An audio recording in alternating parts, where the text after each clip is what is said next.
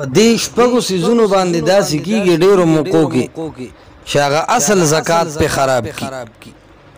بله غلطي د زکات مسله کې دام ډېره کېږي چې زمیندار وایي چې یاره په دې فصل باندې مې کمه خرچه کړې ده، ټریکټر وغیره مزدورانو باندې مې ریبلې دی تریشر، وایي دا به ترې کټ کمه او دې نه علاوه چې کم پاتې شي زکات به صرف هغې کې ورکوم.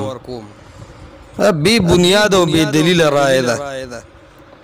که بعض فتاوم ذکر کړی ده نو فتاوی تا او فقه تا یا د یو عالم قول تا د قرآن او د حدیث د نص په نظر باندې قتل دا انصاف هم نه دی، تحقیق هم نه دی.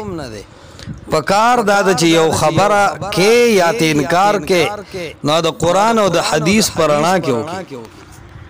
چې کله په د قرآن او د حدیث دلیل د سره نشته نو بیا استثنایی صورتونه به نه جوړي. نو کله چې د فصل نه زکات وباسي نو صحیح بخاری کې حدیث چې راځي فی ما سقط السماء والعیون، نو فی ما راغلی دی، ما د عموم دی، ټول فصل راواله چې ارسو منه دی د هغې نه به زکات وباسي.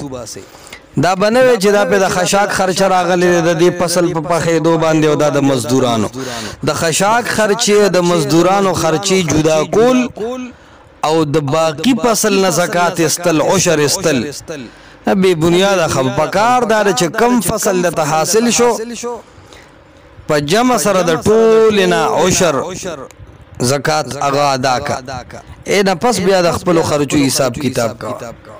نو خلق خپل زکات خپل عشر دا په دې طریقه باندې خراب کی.